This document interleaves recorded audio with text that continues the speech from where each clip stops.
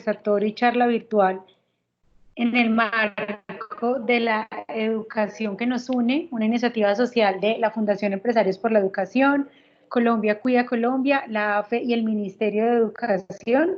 Es para nosotros un placer que estén en este espacio compartiendo con nosotros. Bienvenidos y bienvenidas para todos. La educación que nos une, digamos que es una respuesta que se realiza desde el marco educativo a todo este tema del COVID-19. Como diferentes actores del tema educativo tienen retos distintos que afrontar respecto a cómo sobrellevar ese tema en específico, la educación que nos une es una estrategia multiplataforma que busca brindar herramientas sencillas y prácticas a directivos docentes, agentes educativos, cuidadores y padres de familia para poder fortalecer el aprendizaje y prevenir episodios de violencia y maltrato. Entonces, digamos que este es uno de esos espacios donde queremos lograr ese objetivo, poder brindarles a ustedes esos espacios. Para lograr esto, esta iniciativa, como les contaba, tiene unos actores principales, pero está anclada y está apoyada por cada una de las organizaciones, fundaciones que están en esta diapositiva. Entonces queremos agradecerle a cada uno de nuestros aliados. Para poder tener esta conversación tenemos algunos acuerdos previos, bienvenidos y bienvenidas. Les proponemos usar solamente micrófono y cámara cuando vayamos a hablar para cuidar el ancho de banda. Por medio del chat pueden hacer intervenciones, compartir sus ideas, compartir sus experiencias, compartir lo que estén sintiendo, pensando respecto a lo que nuestras invitadas de hoy van a comentar. Y al finalizar haremos algunas respuestas a preguntas que hayan. Tenemos más o menos 10 minutos al finalizar para hacer intervenciones de preguntas que pueden ser respondidas por los invitados. Por favor, al participar tanto en el chat como por el medio del micrófono, usar su nombre, el rol, la institución educativa o organización a la que pertenezcan. Vamos a grabar esta conversación para consolidar los aprendizajes y que las personas que no pudieron asistir puedan verlas. Y los invitamos a tener a la mano papel y con qué escribir para que puedan generar procesos de reflexión y aprendizaje. Entonces, si alguien considera que no puede cumplir alguno de estos acuerdos, por favor, cuéntenme, o si tienen alguno adicional que agregar, pueden escribirlo en el chat.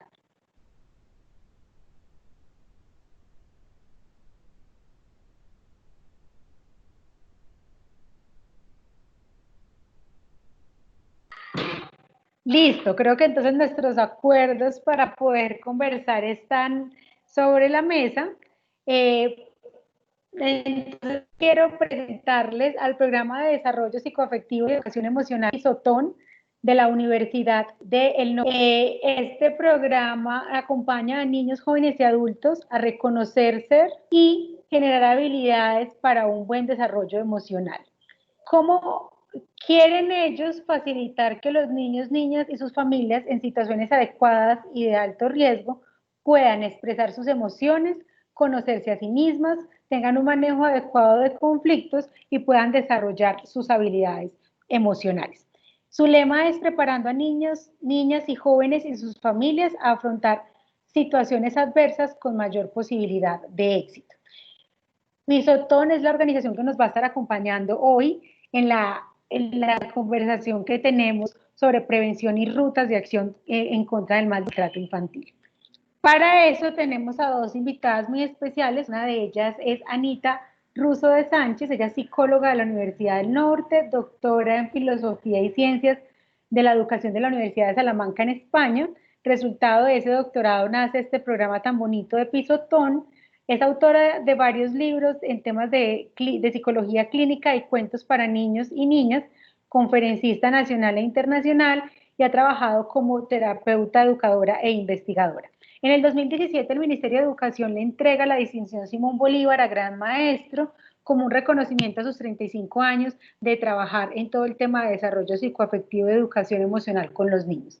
Además, ella se nombra como una mujer de familia, esposa, madre y abuela. Entonces, Anita, bienvenida a este espacio y muchísimas gracias por acompañarnos. Muchísimas gracias, Melissa. Bienvenidos todos. Qué rico tenerlos aquí y muchísimas gracias por asistir. Asimismo, vamos a tener a Luz Carol González Mancipe, psicóloga y magíster en psicología clínica, con amplias competencias en todo el ámbito educativo, clínico, social y organizacional.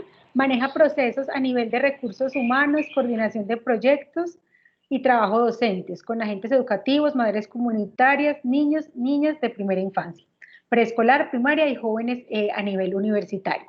Luz Carol, bienvenida y muchísimas gracias por estar compartiendo con nosotros hoy. Muy buenas tardes y muchísimas gracias por esta invitación tan especial que hemos recibido, y le agrego a mi perfil, feliz madre de una chiquita de 1 año. Qué emoción, muchísimas gracias. En el chat nos preguntan que si les vamos a enviar las memorias, enviaremos el chat y todas las conversaciones que en este se gesten, y además les enviaremos la presentación y el link del video por si quieren replicar este video con sus comunidades educativas. Entonces, no siendo más, yo le doy la palabra a Luz y Ana, y de verdad muchas gracias por este espacio. Bienvenidas. Bueno, muy buenas tardes. Voy a iniciar yo en esta presentación agradeciéndoles nuevamente por este espacio. De hecho, cuando recibimos la invitación de hacer parte de la educación que nos une, nos llenó, pero de muchísima satisfacción, porque siempre hemos sentido que los niños, niñas y jóvenes son nuestro centro y su bienestar, nuestro objetivo. Siempre hemos sentido que somos complementos, o sea, que nos debemos agarrar de las manitos, ¿verdad? Que tenemos que estar todos juntos, y por eso esta presentación le quisimos llamar La familia y la escuela, un escudo protector. Hacer esta integración para nosotros es supremamente importante, y queremos iniciar con la carta de Albert Camus, su maestro de escuela, antes de mostrarles pues este propósito de la jornada, que es brindar las herramientas a todos para que podamos acompañar a nuestros niños y niñas, y más en estas circunstancias de emergencia del COVID-19. Entonces la siguiente sí nos muestra esta carta de Albert Camus a su maestro de escuela. Quisiera rescatar 2 momentos de la carta, uno que tiene relación directa con el título y la unión que queremos lograr en este conversatorio con ustedes, y es cuando Albert Camus le dice manda la carta al señor Germain y le dice: me acaban de conceder un honor demasiado grande, uno que yo no busqué ni solicité, pero cuando oí la noticia, mi primer pensamiento después de mi madre fue para usted. Ahí tenemos las 2 caritas de la moneda. Iniciamos en ese proceso de desarrollo en el hogar, pero muy rápidamente la escuela se parte de la representación mental de nuestros niños. Y ustedes, maestros, tienen un lugar privilegiado en esa representación para ellos. Pero luego su carta sigue y dice: sin usted, sin la mano afectuosa que usted le tendió al pequeño niño pobre que yo era, sin su enseñanza y su ejemplo, nada de esto hubiera ocurrido. Y es esa partecita que queremos dar. Y es: los niños son preverbales. Los niños no solamente escuchan, los niños nos ven. Y el ejemplo es supremamente importante en este caminar. Vamos entonces a dar continuidad con Winnicott, que nos plantea muy rápidamente cómo somos personas que creen porque alguien nos inició bien. Me gusta iniciar esta frase porque en el primer momento los bebés necesitan ese adulto que los acompañe, esa madre o cuidador, como diría Winnicott, suficientemente bueno, que les dé la seguridad y confianza para poder continuar en su camino. Durante cierto periodo, dice Winnicott, nos comunicaron en silencio que nos amaban, y así pudimos descubrir nuestro éxito. Y ahí es donde inicia precisamente estas emociones. Múltiples emociones unen nuestro ser. Y son múltiples, pero son múltiples las emociones que vivimos los seres humanos. O sea, todos estamos atravesados por múltiples emociones, algunas de ellas tomadas para que conversemos el día de hoy: ansiedad, la alegría, el miedo, la rabia, la tristeza, la gratitud, entre otras. Pero hay 3 de ellas que se han exacerbado muchísimo a raíz de la pandemia: la ansiedad, el miedo, la rabia, 4, y la tristeza. Se han exacerbado muchísimo: la ansiedad por la incertidumbre, Eso hace un desplazamiento al miedo cuando ya empiezan a temer al contagio frente a lo real. Una rabia y una inquietud y una irritabilidad producto de todas las situaciones de aislamiento y de privaciones, y por supuesto una tristeza frente a las situaciones de pérdida, que vamos a ir viendo en este caminar. Las emociones pueden estar exacerbadas o minimizadas, depende de las características de nuestra historia, pero también en algunas circunstancias las podemos hacer a desplazamiento de emociones diferentes. Por ejemplo, en las circunstancias, todos nos vimos intensamente, vemos cómo alegría no dejaba salir la tristeza que vivía la chiquilla, y la tristeza era normal. ¿Por qué? Porque las emociones, la característica de la emoción es que esté de acuerdo al estímulo que la produce, y la rabia ocupó el lugar de la tristeza. Entonces, muchas veces nuestros niños están expresando rabia, pero realmente detrás de ellos hay mucha tristeza. Nosotros le decimos la metáfora del disfraz de tiranosaurio Rex, donde se pone en esa defensa, pero detrás realmente hay muchísimo dolor. Hagamos entonces un recorrido por estas emociones. Iniciamos por la ansiedad, que es la que primero atraviesa a nuestros niños y niñas. Entre los 8 meses y el año y medio, los niños se ven atravesados por la ansiedad o angustia, como le llamemos, que lo encontramos como ansiedad frente al extraño y la angustia de separación. La ansiedad frente al extraño dura muy poquito, muy poquito. La que permanece y perdura y se va repitiendo con la entrada al preescolar, para los preescolares que están aquí o los del Centro de Desarrollo Infantil que nos acompañen, se reactiva cuando entran allí, por eso no quieren separarse de los papás, por eso lloran los primeros días, por eso ustedes han adaptado este proceso a que ellos poquito a poco vayan disminuyendo este llanto que genera la ansiedad de separación. Y digamos que en ese sentido ellos van generándolo a la entrada también al escolar, porque cuando pasan del CDI, por eso hemos trabajado tanto las transiciones, porque allí también se genera. Entonces en este punto hay una alerta, la que genera la ansiedad, una alerta que se vive no solamente en las condiciones del niño, sino que todos nosotros lo tenemos. La ansiedad es inherente al ser humano y es definida como una señal de alarma. Es normal que sintamos ansiedad. Nosotros hacemos la alerta, recibimos la alerta y empezamos a buscarle apellido, como lo digo yo metafóricamente, y vamos viendo qué nos despertó esta ansiedad. Ah, es por esto. Ah, es porque ayer oí esta noticia. Ah, es porque nos dijeron que teníamos que seguir en cuarentena. Ah, es porque nosotros que estamos en Barranquilla se ha exacerbado mucho en el Atlántico. Empieza uno a ver para que podamos poner en marcha acciones frente a la ansiedad. Es importante que uno las ponga en marcha, que normalmente deben ser desde lo racional y no desde el impulso que a veces vemos en nuestros niños y niñas. La siguiente, Luca. Entonces,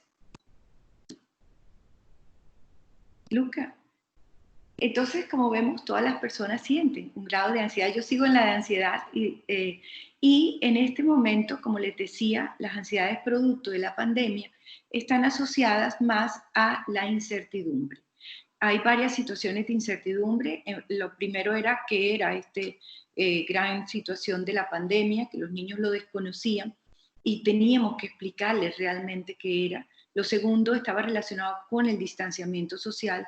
Y un tercero, que vamos a ver también más adelante, es que ahorita tienen miedo a salir, porque es tanta la sobreinformación que ellos han recibido que tienen muchísimo temor de salir. Entonces esas son como las características o los apellidos que están viviendo la ansiedad de nuestros niños y niñas. La tristeza también es inherente al ser humano. En principio, esta tristeza del bebé está más asociado al dolor físico, a la hambrecita, al malestar, al coliquito, y por eso siempre está acompañado de rabia cuando llora. Sin embargo, en la medida en que va creciendo, empieza a reconocer el sentimiento del dolor anímico y ya empieza a expresarlo con decaimiento, con infelicidad y con llanto. Cuando la tristeza es extrema, entonces puede generar estados de depresión. Por eso es que a veces estamos atravesados o por estados generalizados de ansiedad, que son ya mucho más altos, o por estados de depresión producto de mucha tristeza. La tristeza está asociada a la pérdida y está asociada a la privación. Y en este momento, las dos situaciones atraviesan a nuestros niños porque han vivido muchísimas pérdidas, no necesariamente generalizadas, y las privaciones, pero tienen un temor muy grande, que es el temor de muerte, y sobre todo en los niños que ya tienen conciencia de que la muerte es irreversible, porque acuérdense que muy chiquitajos creen la persona se va, pero aparece. pero en este momento de 8 años, de 6 años en adelante y ahora, porque la evolutiva dice 8, pero realmente ellos cada vez más tempranamente tienen conciencia de la irreversibilidad de la muerte. Y por supuesto tenemos entonces la rabiecita que está atravesando la vida de nuestros niños y niñas. La rabia también es inherente. La siguiente, por favor, Luca. Bueno, me junta primero el miedo, entonces la rabia mejor. La rabia también es inherente, es instintiva. La rabia instintiva es defensiva, ¿sí? Mientras que en el segundo momento de desarrollo ya el niño conoce la rabia como frustración y es donde entendemos y atendemos la famosa pataleta. Entonces es muy normal que los niños expresen la rabia, que expresen la irritabilidad en el resultado de una investigación que venimos haciendo y que para ustedes hicimos un corte del número de cuestionarios que ya tenemos respondidos para presentarles a ustedes. Una de las acciones que hemos visto que se ha exacerbado es la irritabilidad, pero inclusive está más en los padres que en los niños. Pareciera que en este proceso adaptativo, como nos lo plantea Piaget, de acomodación y asimilación, los niños han podido acomodarse un poquito más rápido a las situaciones que estamos viviendo. Y los padres, pues claro, un poquito, y también ustedes como maestros, al estar en trabajo y escuela en casa, ha sido más difícil de sobrellevar algunos momentos, y más adelante, pues Luzca nos lo va a ir presentando. Y si quieres, echas hacia atrás ahora, Luzca, con el miedo, donde ya está frente a lo real, y por supuesto que estamos ante un real. Una pandemia que los tiene con muchísimos temores, y como les decía hace un ratico, este temor sobrepasa algunas circunstancias de nuestros niños, sobre todo en pesadillas, por ejemplo, que estamos viendo que se han exacerbado, y últimamente en el temor a salir en esa media horita que ya el gobierno les ha permitido, inclusive a los más pequeños que salgan, están teniendo muchísimo temor a salir. ¿Me pasas a la siguiente?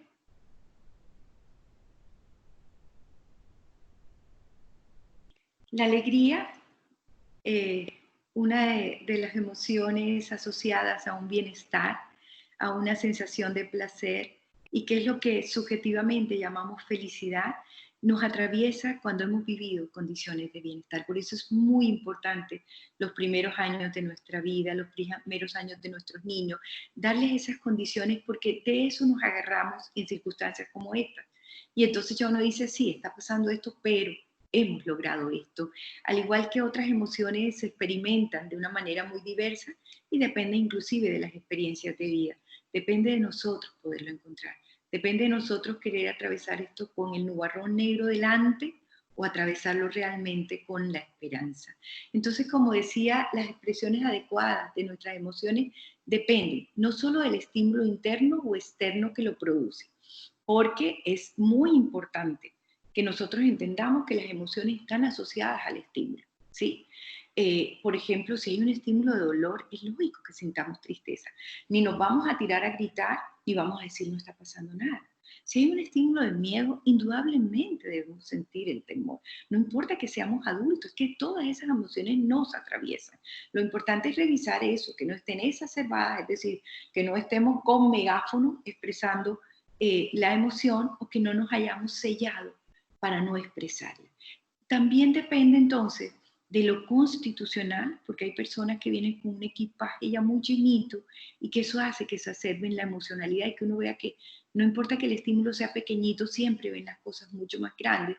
O niños que muchas veces no alcanzan a sentir la emocionalidad, como los niños Asperger o autistas que no alcanzan a sentir. De la forma como lo percibimos, porque ahí sí depende de la percepción que yo le dé, de cómo lo representemos, porque recuerden, por ejemplo, el pensamiento mágico de nuestros niños, y muchos de nuestros niños lo representan de una manera diferente, porque lo representan desde lo mágico. O sea, por ejemplo, si uno le pide a un niño que pinte un coronavirus, verán a ver cómo lo pintan, todo rabioso, generando situaciones con fuerza, etcétera, porque ya hicieron una representación del coronavirus, de las herramientas internas y externas que tengamos para hacerle frente, lo cual está íntimamente relacionado con nuestra historia. El que tengamos esa herramienta está muy relacionado con la historia, con la posibilidad que nos dieron de existir y de vivir a través de nuestros padres. Hoy estamos ante un real, como bien lo decía Melissa cuando iniciamos, una pandemia que nos afecta a todos. Como dicen los adolescentes, estamos todos en la misma página, cada uno viviéndolo de una manera diferente, ¿sí? Y como decía ahorita, pues cada quien lo va a representar, va a tener herramientas, la familia, los amigos, etcétera, como lo van viviendo. Y esto es lo que los psicólogos llamamos las interferencias en nuestro desarrollo. Nosotros tenemos conflictos en el desarrollo, sin conflicto no hay vida psíquica, es la normalidad de un ser humano, pero también vivimos muchísimas interferencias en el desarrollo. Y la interferencia se presenta en un contexto histórico, pero también en un contexto subjetivo.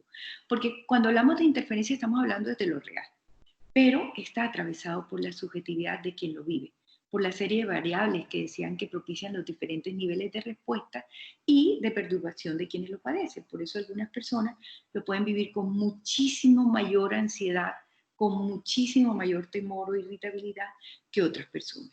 Hay personas que lo están viviendo con muchísimo más celeridad.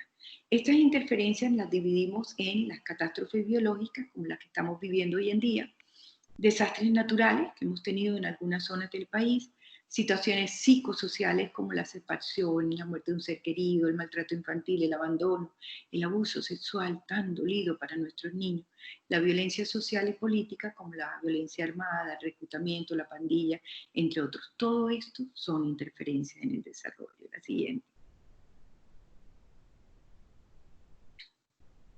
Como decía hace un rato, cuando hablábamos del hecho de la pandemia, vamos a ver entonces cómo cada uno, el efecto que tenga esta pandemia, lo va a tener en función de la posición que tenemos frente al hecho. ¿Cómo lo estamos viendo? Si lo estamos viendo desde un lugar de lo traumático, por ejemplo, o si lo estamos viendo como una interferencia que genera una crisis, y todo cambio genera una crisis y es normal, y toda crisis genera un movimiento que no tiene por qué ser permanente. De la capacidad que tengamos para defendernos, de la capacidad que tengamos para hacerle frente, del momento evolutivo, porque por supuesto que no es lo mismo el niño que el adolescente o que el adulto. El adolescente también lo vive con mayor impulsividad, porque recuerden que para ellos las privaciones han sido superiores, porque ellos ya pasaron de los padres, como le digo yo, las 3 P's, de los padres a los pares, de los pares a la pareja. Ya ellos están más de pares y pareja, y en un momento dado estaban cortando con los padres, pues y ahora están mucho más tiempo con los padres, o todo el tiempo con los padres. De la historia personal, de la representación psíquica, de la manera para afrontarlo y del hecho mismo. El hecho mismo con las gafas que hay que verlo, ¿verdad? Porque hay quienes están viendo la pandemia con lupa y la ven muchísimo más grande. Pero hay quienes están diciendo no está pasando nada y son las personas que realmente no se están cuidando, salen a la calle, no usan todas las condiciones de cuidado que tengan que tener, ni el tapaboca, y eso ha hecho que el contagio en algunas zonas del país aumente, mientras que en otros tienen mucho más cuidado. La siguiente, Luzca.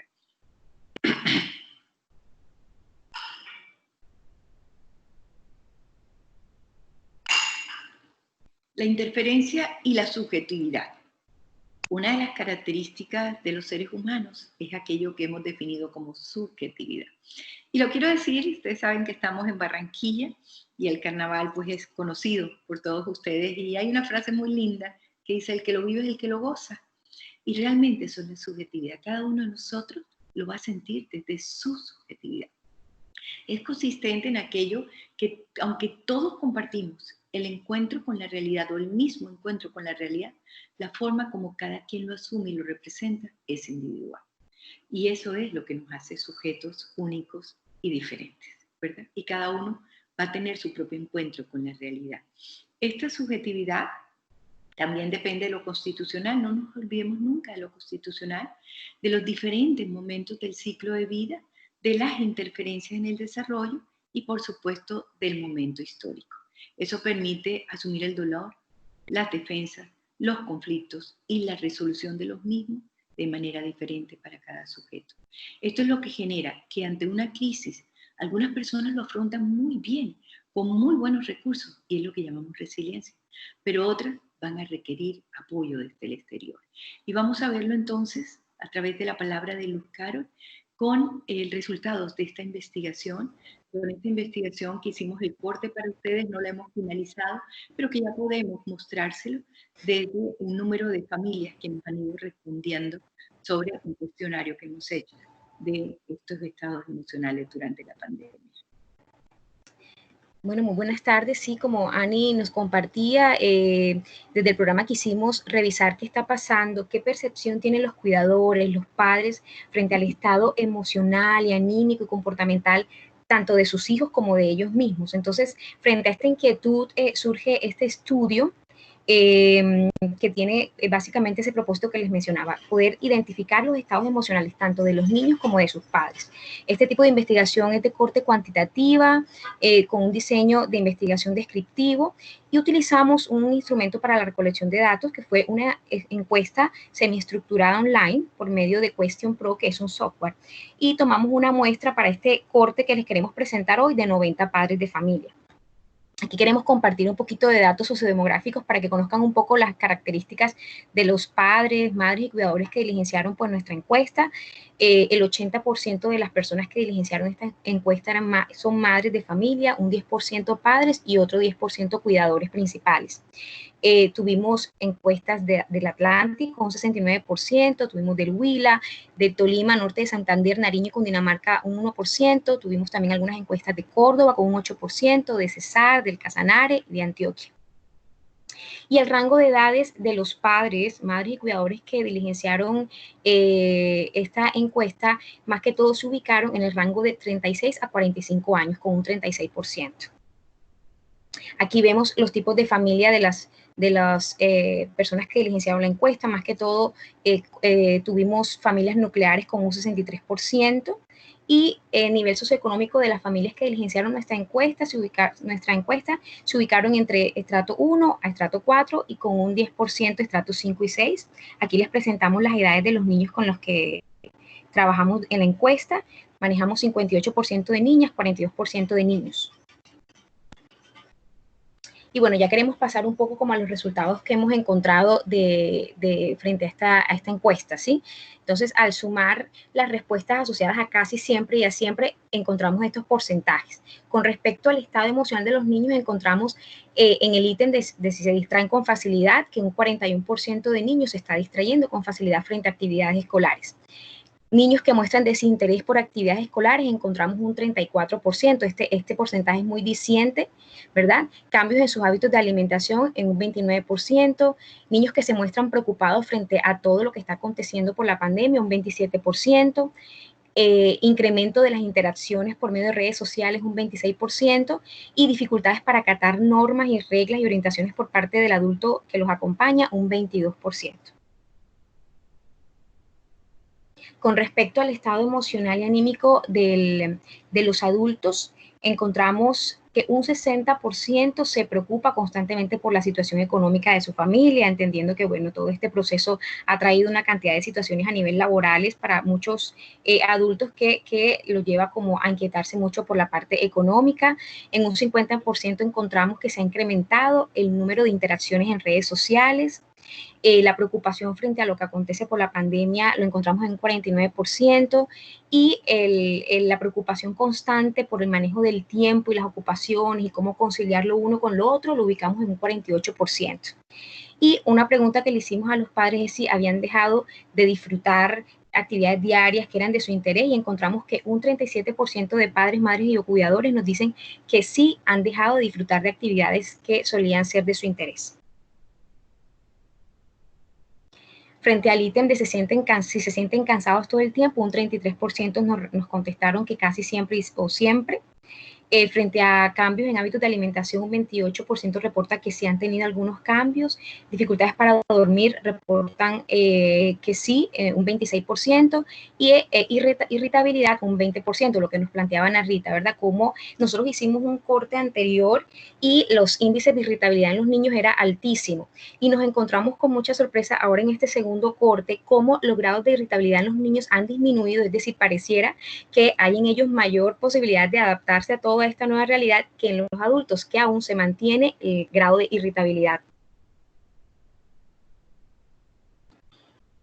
Nosotros dentro de esta encuesta preguntamos cuál de estas actividades que ustedes ven acá en la presentación realizan con mayor frecuencia, y los padres el 49% de los padres nos comentaron que la actividad que más están realizando con frecuencia es acompañarlo en sus actividades escolares. Vemos una fuerte demanda, una fuerza importante en este tema de acompañar en las actividades escolares, mucha ansiedad por parte de los padres al tener que lidiar un poco con el tema del teletrabajo y además con las actividades escolares de sus niños, y digamos, quitando el espacio de pronto a posibilidades como el jugar, el compartir, el interactuar por medio de otras actividades, pues están dando mucha fuerza y mucha, digamos, necesidad de tener que acompañar a sus hijos en temas de actividades escolares. Sobre cuáles de las siguientes actividades o temas les gustaría recibir orientación por parte pues, del programa.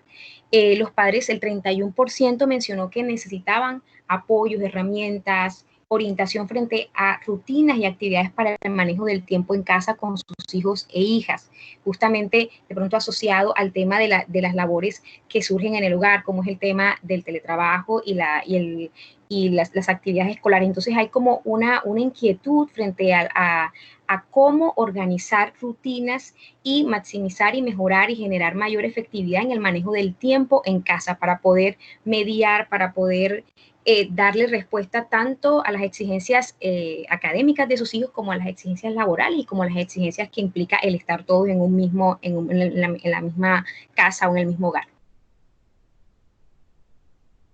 Ahora, ¿cómo hacer para acompañar y apoyar a nuestros niños durante este aislamiento? Primero, es importantísimo saber que el adulto no puede descuidarse, ¿sí? Y tiene que fortalecer muchos recursos internos para poder darse a los otros, para poder darse a sus hijos. Nosotros estuvimos revisando hace poco un estudio que se hizo sobre cuáles son como esas características principales que tienen las personas altamente resilientes, qué los caracteriza. ¿Qué características tienen en común? Y encontramos dentro de esas características, 1, autoestima consistente, 2, capacidad de retrospección. Y cuando hablan de capacidad de retrospección, se refieren a esa capacidad de preguntarme a mí mismo, ¿verdad? Pero también de poder darme a mí mismo respuestas honestas, sin autoengaños. Y esto va también muy amarrado pues a estos ítems que colocamos acá. Además de autoestima consistente, hablaban de retrospección, hablaban de capacidad creativa, de la creatividad, del sentido del humor, del altruismo, del análisis, la capacidad de análisis crítico, no del análisis criticón, ¿verdad? De criticar en el otro las cosas, sino de poder revisar de manera reflexiva lo que estoy sintiendo, lo que estoy pensando. Y esto está, como les decía, muy conectado como con estos 2 ítems que ofrecemos acá, que proponemos acá. Uno que tiene que ver con la toma de acciones acciones adecuadas para dar respuestas a esta interferencia que estamos viviendo todos los seres humanos, que como decía Ana Rita, todos lo estamos viviendo, absolutamente todas las personas. Es una situación inédita que es para todos, así que bueno, primero revisar qué medidas, qué acciones son adecuadas, asertivas, pertinentes para poder dar una respuesta tranquilizadora, madura, sana a nuestros hijos e hijas. Y por supuesto, muy importante el reconocer los cambios emocionales, y no solamente los cambios emocionales que se están dando en mi hijo, sino también poder identificar como padre, como madre, qué cambios emocionales estoy sufriendo yo, ¿sí? Y al poder revisar eso, poder regularlo. Y al poder regularlo, poder transmitir eso a mi hijo, que también pueda reconocer esas emociones que están cambiando en él y que también pueda regularlas, ¿sí? Es importante revisar qué nos anima, qué nos ha dado resultado, qué nos motiva, qué nos impulsa. Y cuando ya tenemos nosotros como adultos, clara esa parte, poder entonces sí apoyar al otro, apoyar a mi hijo para motivarlo, para impulsarlo justamente. Ahora, frente a la información, también es muy clave revisar el qué, el cómo y el para qué debo informar a mi hijo. Entonces, ¿qué debo informarle a mi hijo con respecto a todo este tema de la pandemia?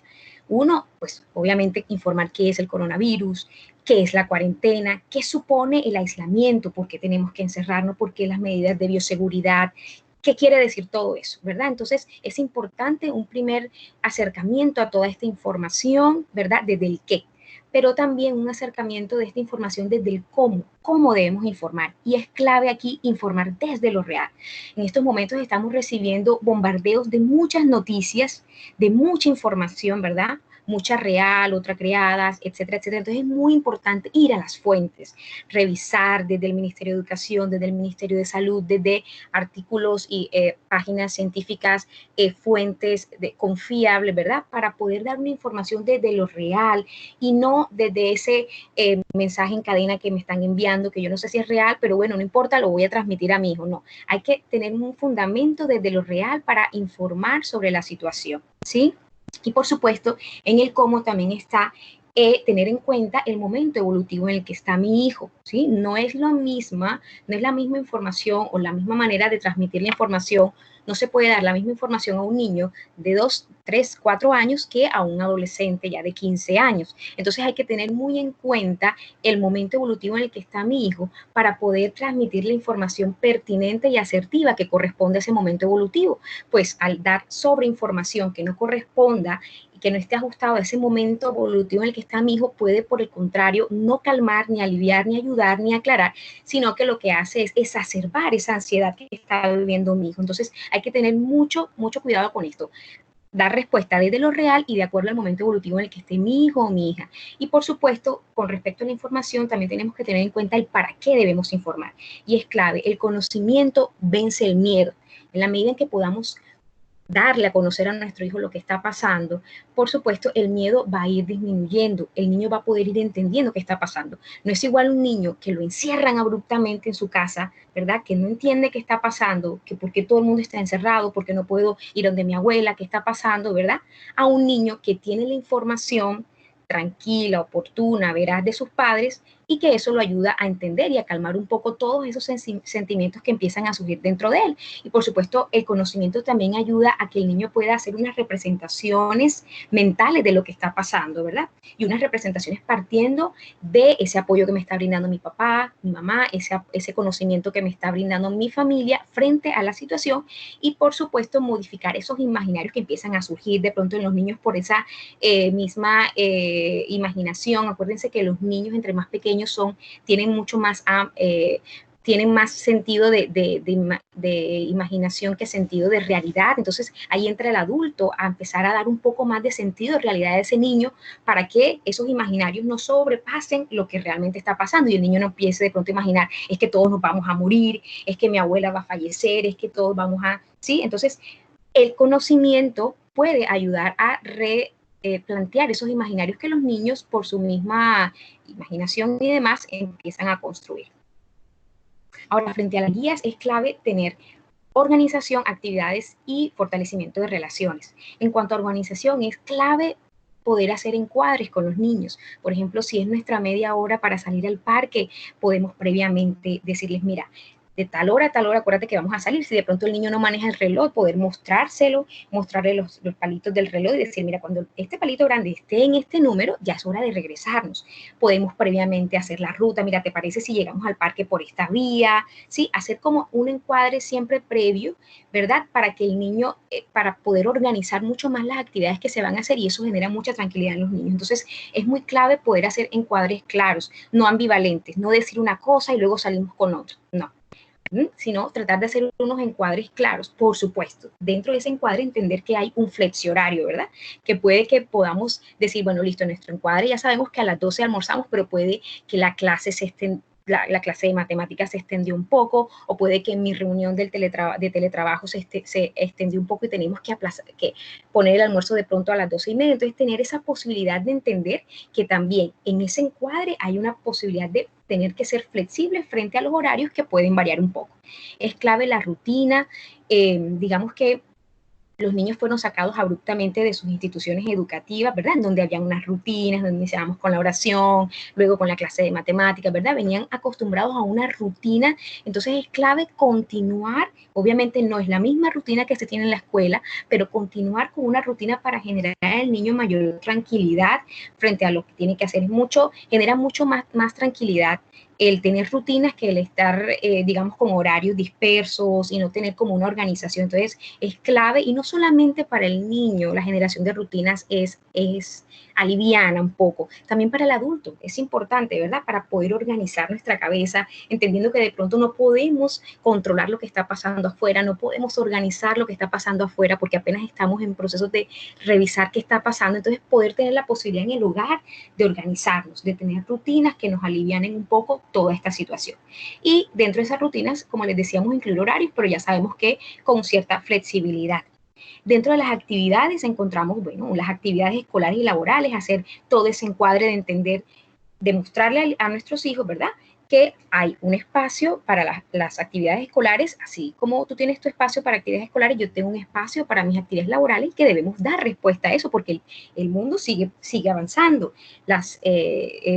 nuestros roles siguen en acción, ¿verdad? Tu rol de estudiante, mi rol de trabajador, entonces tenemos que dar respuesta a eso. Entonces vamos a tener un espacio en nuestra rutina de actividades escolares y laborales, y es más, te puedes sentar al lado mío con tu computador, o podemos compartir el computador, y de tal hora a tal hora te prometo que hago mis labores, y luego compartimos el computador para tus actividades escolares. También es importante que no todo se incline a actividades escolares, ¿verdad? Como de pronto veíamos en la encuesta, que sienten como el agotamiento allí los padres. También es importante generar actividades de entretenimiento, que nos saquen de la rutina, que nos ayuden a romper, pues digamos, con esa rutina que llevamos, ¿verdad? Y poder tener ese punto de encuentro como familia para fortalecer vínculos, para conocernos mucho más. Yo recuerdo el caso de alguien cercano al programa que nos decía que era increíble saber que ahora que está encerrado con su hijo, es que siente que lo está empezando a conocer. Es triste escuchar esto, pero creo que es una realidad muy cercana para muchos padres, que apenas este momento les está sirviendo para realmente conocer a sus hijos. Entonces, que estas actividades de entretenimiento les permita poder llegar a ellos, conocerlos realmente. Y por supuesto que estas actividades de entretenimiento estén implicados los niños, que ellos puedan elegir qué actividad hacer, que se sientan implicados, es clave. Y otro elemento muy importante en el tema de la guía tiene que ver con las relaciones. El mantener el contacto afectivo es clave. Acuérdense que los seres humanos somos seres sociables por naturaleza, ¿sí? Por eso el confinamiento nos genera tanta ansiedad, tanta inquietud, ¿verdad? Porque necesitamos del contacto con el otro.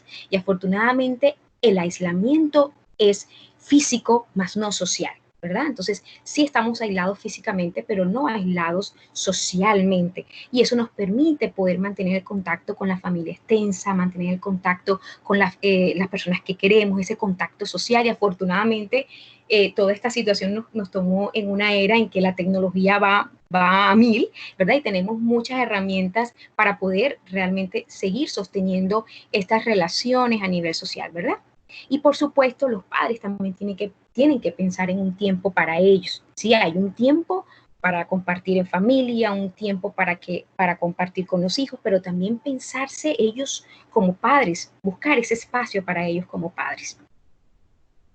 Ahora, es muy importante estar muy atentos a qué manifestaciones emocionales y conductuales pueden estar presentando mis hijos, que pueden ser una alarma que me haga revisar qué está pasando, ¿sí? Entonces, en los niños hay que estar muy pendientes de los miedos exacerbados, muchas pesadillas, muchos miedos que los tienen bastante inquietos, la hiper o hipoactividad, es decir, querer hacer muchas cosas, muchas actividades, o por el contrario, hacer muy poca actividad, irritabilidad, mal humor, que tengan presente un llanto frecuente, constantemente e intenso, ¿verdad? Que una forma que utilicen para expresar la tristeza sea por medio del mal humor, que tengan cambios abruptos en su estado de ánimo, que ustedes perciban un decaimiento, que existan problemas del sueño, problemas con la alimentación, que empiece a generarse una dependencia exagerada por algún miembro de la familia, que se presenten cambios a nivel de conducta, que se perciba algún aislamiento por parte del niño, o que se evidencien conductas regresivas. Las conductas regresivas son conductas que no son propias de la edad cronológica que tiene mi hijo, sino que son conductas de edades inferiores. Es decir, mi niño que tiene 9 años está teniendo conductas o se está portando, por ejemplo, como un niño de 5 años. Entonces, esas conductas regresivas también nos deben prender como el bombillo allí de la alarma.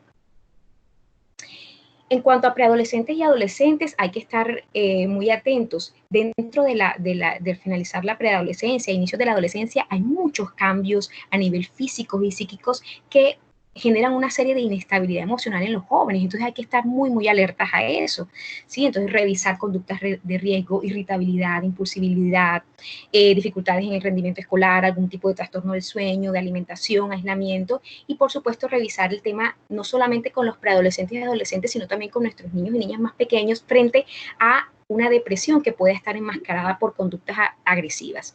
Uno puede identificar una depresión crónica en un adulto porque la depresión no da ni para que la persona se levante de su cama, ni para que coma, ni para que se levante, ni para hablar. En los niños es diferente. En los niños las depresiones pueden estar enmascaradas por medio de conductas agresivas. Es decir, un niño con alta conducta agresiva puede estar escondiendo realmente una depresión. Entonces, fíjense cómo podemos identificar la depresión en un adulto diferente a cómo se puede identificar la depresión en un niño. Entonces, hay que estar muy pendientes de ello. Ahora, existen muchos factores de protección y también factores de riesgo que ponen en riesgo pues la funcionalidad de la familia. Entonces queremos compartir un poco algunos factores de protección y cuidado y por supuesto algunos otros factores de riesgo. Yo no sé cómo vamos de tiempo, Melissa, si estamos mal de tiempo. Entonces, estamos mal de tiempo. Bueno, de todos modos,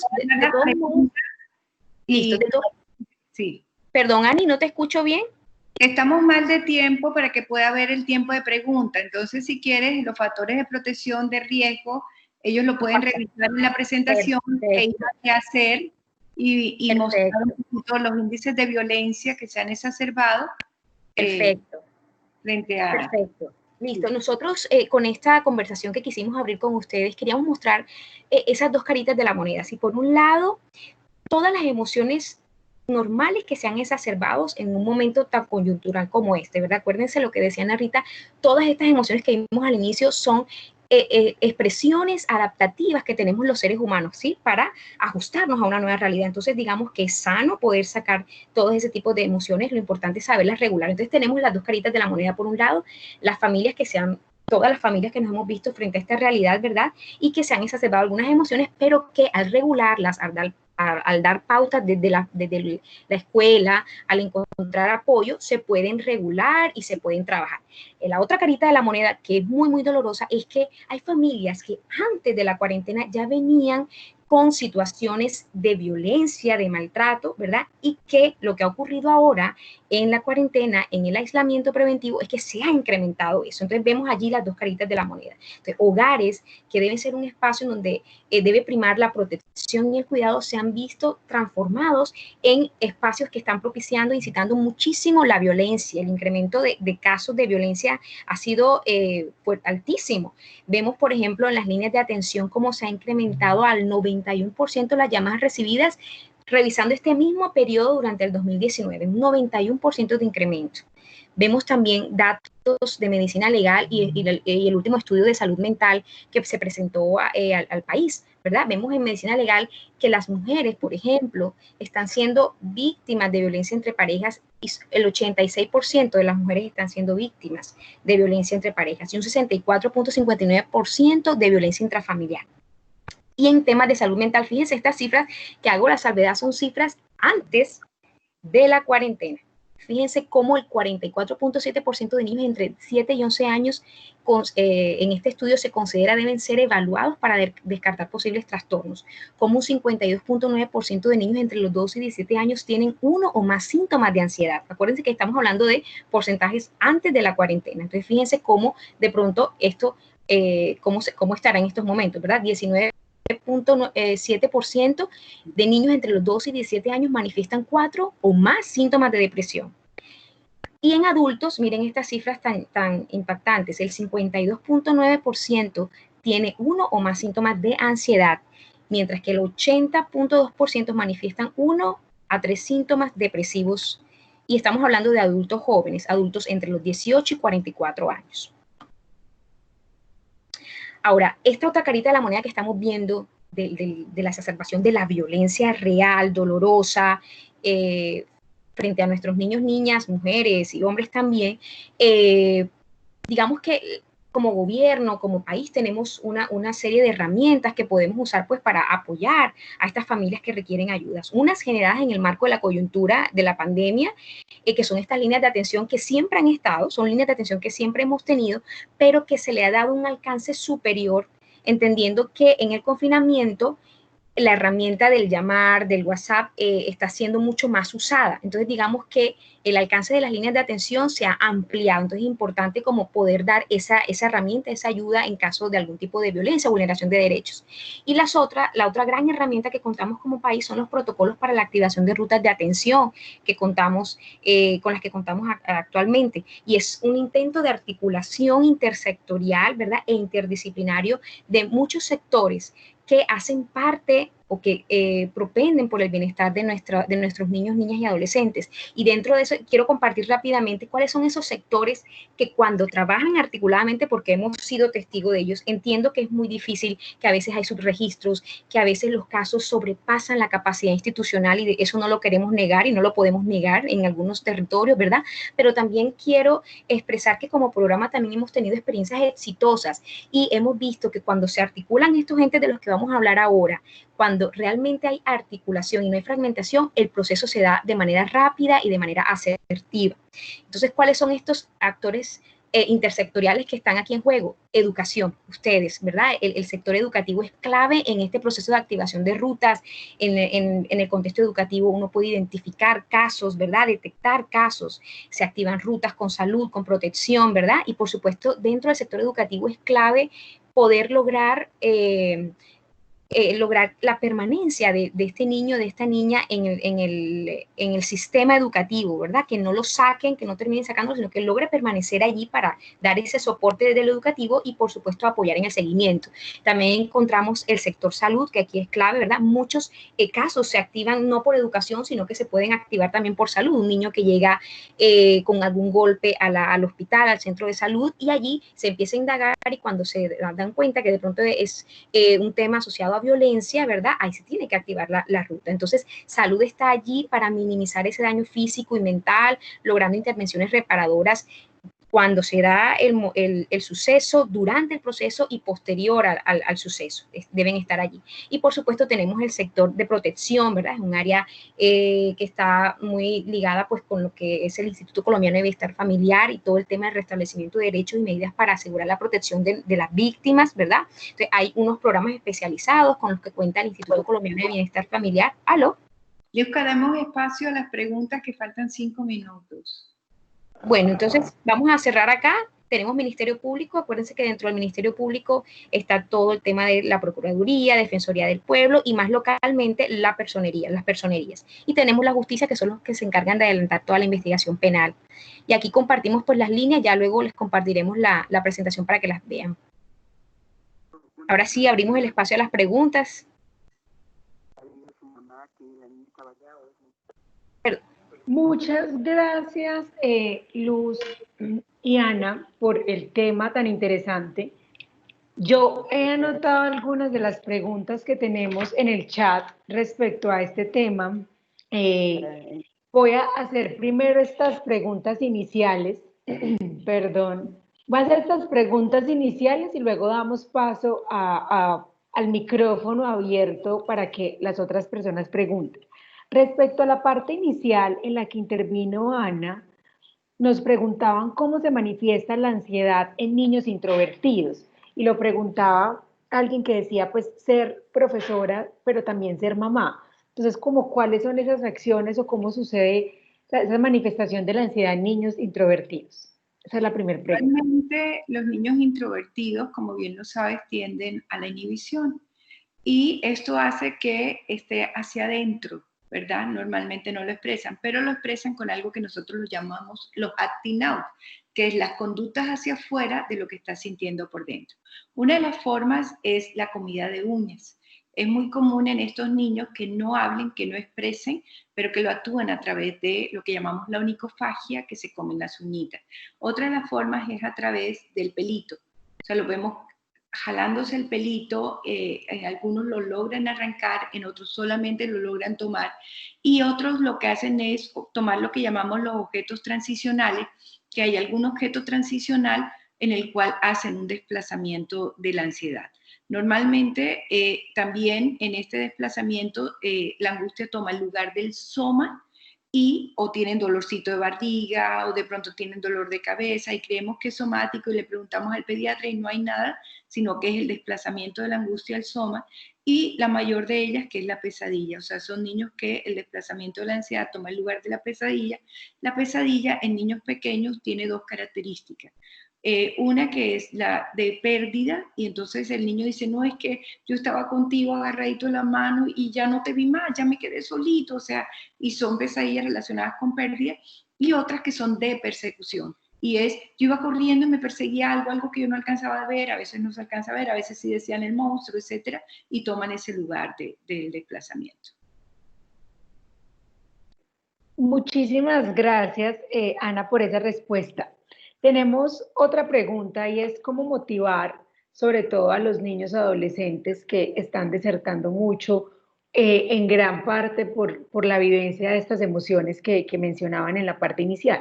Entonces, ¿cuál puede ser esa tarea de padres cuidadores, pero también de docentes y directivos docentes para generar motivación en los estudiantes? La persona que hacía la pregunta nos decía, ellos ya no se encuentran con sus compañeros, entonces esa necesidad de relacionamiento se está perdiendo, pues no la están logrando suplir en el colegio.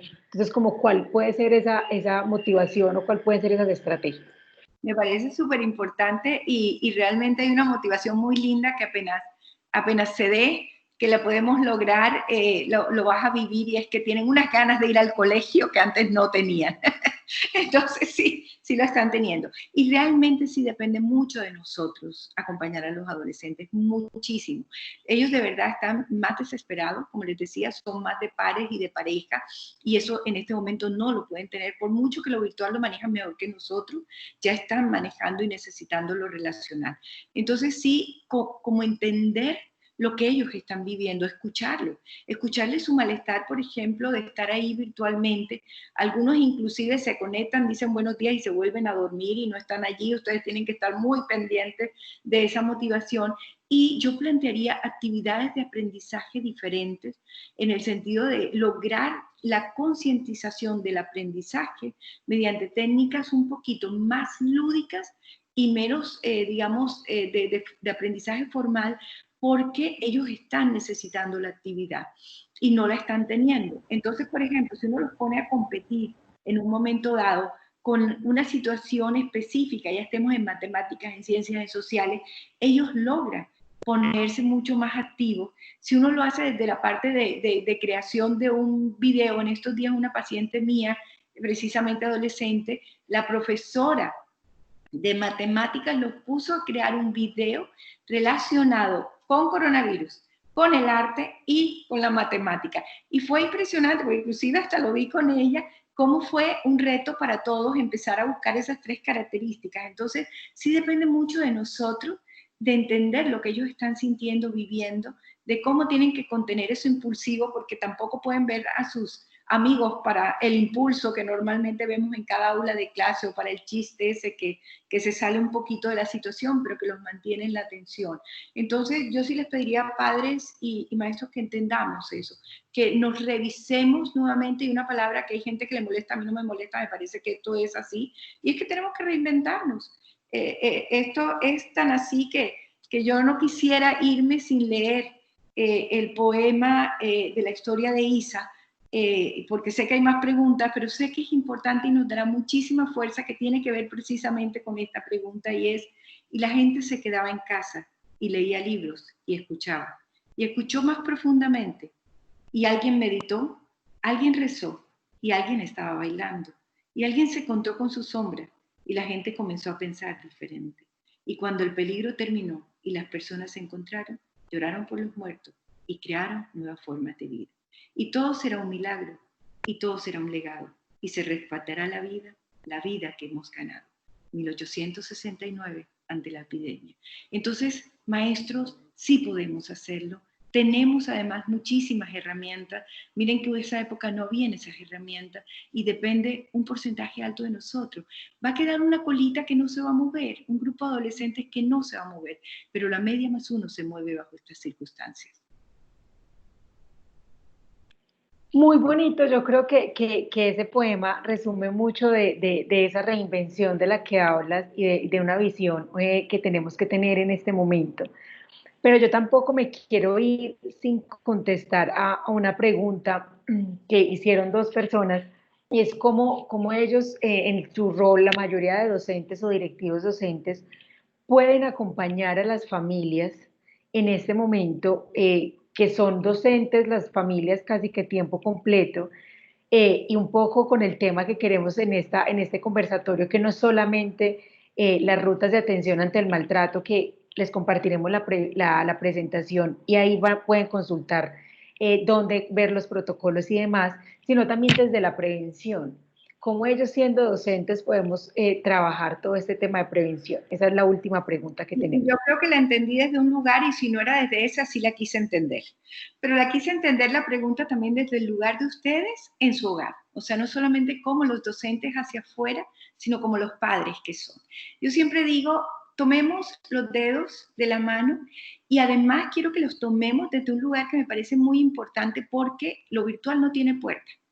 Y tenemos que cerrar la puerta, o sea, tenemos que saber decir, no, este es el momento de nuestros hijos. Entonces yo particularmente sí creo, y cada uno de ustedes hace su ejercicio, y no me estoy viendo bien, pero si me ven, el dedito más largo deben estar los hijos, sobre todo los hijos pequeños, ya después ellos van cambiando también de lugar.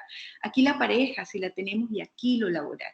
Aquí estaría familia extensa y aquí lo personal. Entonces no podemos dejar que lo laboral, que ustedes están en esta situación porque tienen muchas reuniones, no solamente dictar la clase, sino todas las reuniones de acomodación que tienen que hacer con los directivos. Si hay que decirle a los directivos, ¿saben qué? Tenemos familia.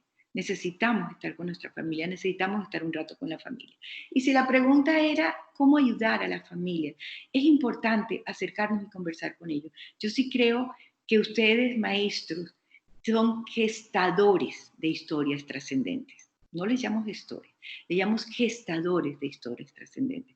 Yo considero que ustedes pasan muchísimo tiempo con los niños, que ustedes tienen una representación mental, como bien lo decía Albert Camus, en la vida de sus niños, y que debe ser muy importante la entrada a la familia. Y antes de iniciar una clase uno puede decir cómo se siente, cómo han estado, cómo han vivido esta situación. Y uno también puede decir, yo lo estoy viviendo así, esto es mi sentir. Y lo mismo decir, bueno, ¿será que llaman a sus padres y hacemos una sesión con todos a ver cómo nos estamos sintiendo? Y hablamos en familia. Porque uno puede coger 15 minutos de esa clase y decir, hablemos en familia. Y ya después sí llamar a los papás y decirles, ¿saben qué? He sentido esto y esto y esto que lo están viviendo. En este sentido es atender las necesidades de la familia. Validar sus emociones, lo que están sintiendo. Y uno dice, es válido mamá y papá que estén sintiendo esto. Pero acuérdense que los niños también están sintiendo esto. Es válido que nosotros podamos recrear y entender, pero después sí debemos atender esa emocionalidad y contenerla cuando sea necesario. Miren mis manos, no es agresivamente, pero sí tenemos que contener cuando alguno de los padres está exacerbando esos niveles de violencia. Si necesitan estar a solas, yo le llamo el espacio COVID, no en el que dejamos las cositas para lavar, sino ese espacio donde ya queremos estar a solas y uno lo puede dejar para los hijos. Ahorita, Luca, cuando presentaba las actividades, hay algo que siempre les digo, independiente al espacio que ustedes tengan, independiente que tan grande o pequeña sea su casa, el fin de semana la podemos mover y podemos decir, aquí está el parque, y aquí está la cancha de fútbol, y aquí está el teatro, y aquí está el camping, y movemos la casa y ellos empiezan a ver diferencia. Pero para eso es importante que, como decía Luca en la resiliencia, nosotros podamos conciliarnos con nuestra propia historia. Ahí en el decálogo les digo, recordemos y repitamos aquello que recordamos con amor, pero evitemos aquello que recordamos con dolor. Entonces, acompañen a los padres, de verdad que los necesitan. Y ustedes también necesitan de ellos y de todos los que estamos. Y si necesitan también, tenemos el cuidado del cuidador, que es apoyarlos a ustedes en este caminar, porque ustedes pasan muchísimo tiempo en la vida de nuestros niños y por eso hay que conocer este mundo intrapsíquico y su influenciabilidad. Muchas gracias, Ana. Yo sé que para este espacio teníamos preparado un decálogo y creo que podemos finalizar mostrando ese decálogo para que los directivos docentes, docentes que están aquí en su rol en sus roles específicos, pero también en su rol de familia, puedan compartirlo. Y queremos invitarlos, como les dije, la presentación les va a llegar por medio de correo electrónico puedan hacer extensivo este decálogo a sus comunidades educativas y a sus familias. Entonces creo que para terminar podemos, Luz, mostrar el decálogo y ya dar cierre a esta conversación. Sí, bueno, yo creo que Ani hizo una integración hermosa de los puntos que incluye el decálogo, entonces, bueno, pienso que